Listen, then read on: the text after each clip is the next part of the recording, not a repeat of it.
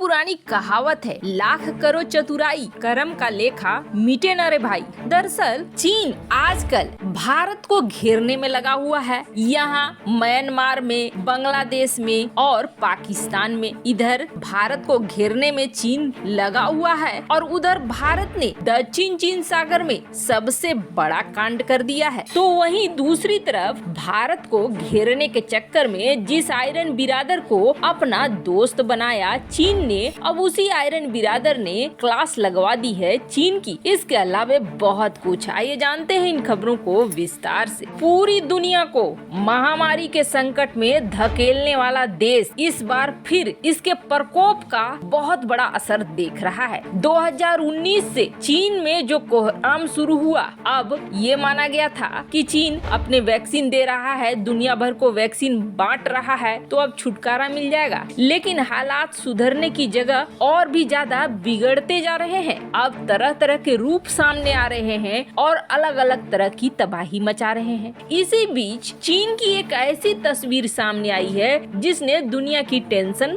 बढ़ा दी है। और ये जो सुनसान सड़क देख रहे हैं आप, ये सुनसान सड़क है चीन के शहर सियान का, जहाँ लगातार मामले बढ़ते जा रहे हैं। और मामला इतना ज्यादा बढ़ गया है कि अब चीन ने अपनी सेना की मदद मांग ली है। अपनी वायु सेना को भी लगा दिया है, अपनी थल सेना को भी लगा दिया है। और नियम की बात करें तो नियम तो ऐसे हैं कि पूछो मत। सियान शहर की कुल आबादी है 1.3 करोड़। यहाँ सख्त लॉकडाउन लागू कर दिया गया है। साथ ही साथ सड़कों, इमारतों को संक्रमण मुक्त करने के लिए छिड़काव किया जा रहा है। चीन ने अपने देश में जिस तरह के हालात हैं लगातार दुनिया से छिपाया है। और अब भी चीन के बड़े शहरों में लोगों को घर से निकलने पर बैन लगा दिया गया है। हालात इतना भयावह है कि लोगों को राशन के लिए भी बाहर नहीं निकलना है। सिर्फ जो सड़कों पर छिड़काव करने वाली गाड़ियां होती है वही निकल सकती है। इसके अलावा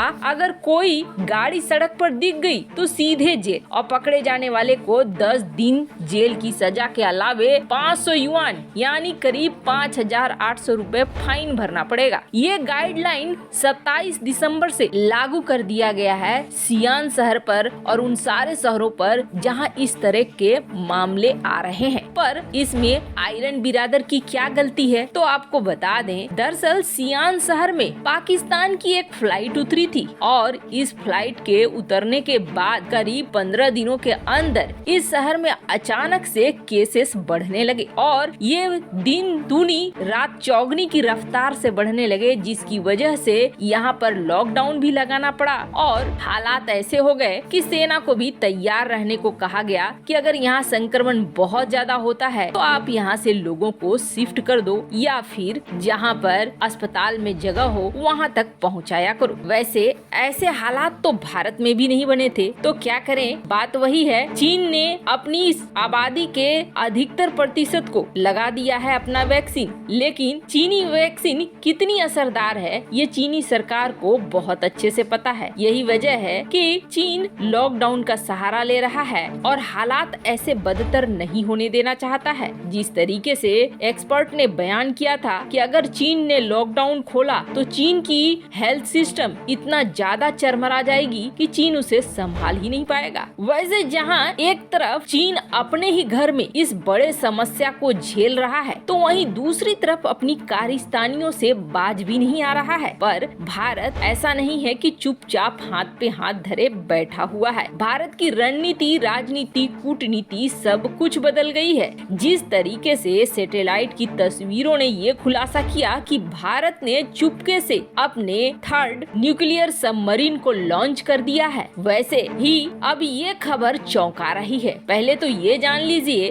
कि अंतर्राष्ट्रीय मीडिया से लेकर हर जगह ये बवाल मचा हुआ था कि भारत को घेरने के लिए चीन ने उसके सारे पड़ोसियों को अपनी तरफ मिला लिया है। और ये बात भी सही है, म्यांमार जो कभी भारत का दोस्त हुआ करता था, वहाँ चीन ने अच्छी पैठ बना ली है। खास करके सेना प्रमुख के साथ रिश्ते अच्छे कर लिए हैं। और वैसे इस वक्त म्यांमार ने भारत को ये नहीं कहा है कि भारत के साथ रिश्ते खराब हो गए हैं, बल्कि भारत की कई क्षेत्रों पे मदद भी कर रहा है। लेकिन ये बात भी सही है कि चीन अपना प्रभाव बढ़ाता जा रहा है। अब चीन ने अपने सबमरीन सबमरीन को गिफ्ट किया म्यांमार को, और म्यांमार के बेस के आसपास बड़ी संख्या में चीनी सेना, चीनी नौसेना वगैरह देखे जा रहे हैं, ये बात भी सही है। और वहीं दूसरी तरफ ये भी खबर निकल कर आ रही है कि बांग्लादेश भी सबमरीन खरीद रहा है चीन से, यानी बांग्लादेश का भी झुकाव चीन की तरफ हो रहा है, चीनी हथियारों की तरफ हो रहा है, जबकि चीन से एक बार दूसरे हथियारों को लेकर बांग्लादेश फिर भी चीन के साथ रिश्तों को बढ़ा रहा है, खास करके हथियारों की खरीद के लिए। वैसे बांग्लादेश हो, म्यांमार हो,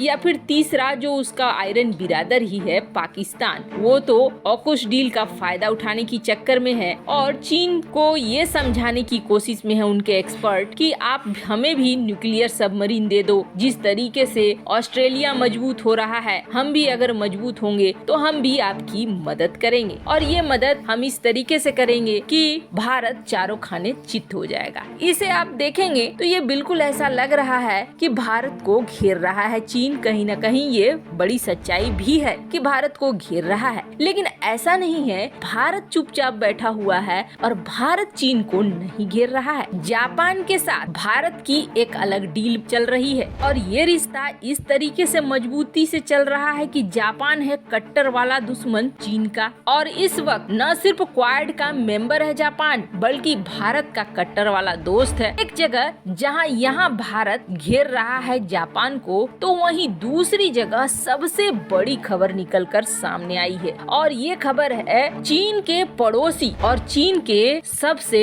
उभरते हुए खतरनाक दुश्मन की, और वो है फिलीपींस। अब तक ऐसा कहा जा रहा था कि ब्रह्मोस लेगा फिलीपींस, ब्रह्मोस लेगा, लेकिन इसकी आधिकारिक घोषणा निकल कर नहीं आ रही थी। ब्रह्मोस से कितना डरता है चीन, ये दुनिया बहुत अच्छे से जानती है। अब भारत जिस पल का राह देख रहा था वो बिल्कुल सामने आ गया है। भारत का टारगेट ही है चीन का शत्रु, जिसको दे ब्रह्मोस मिसाइल को, और फिलीपींस पिछले 2 सालों से भारत से रिक्वेस्ट कर रहा है ब्रह्मोस मिसाइलों के लिए, और आखिरकार $5 बिलियन अलॉट करे हैं फिलीपींस ने अपने रक्षा बजट में, खास तौर पर ब्रह्मोस को लेकर। यानी भारत और फिलीपींस के बीच ब्रह्मोस की ये डील अब बिल्कुल पक्की हो गई है। अब जरा सोचिए, फिलीपींस जो पहले से ही खफा है चीन से, वो अब उस शक्ति को हासिल कर रहा है जिस शक्ति से चीन बेहद डरता है। ब्रह्मोस अब जहां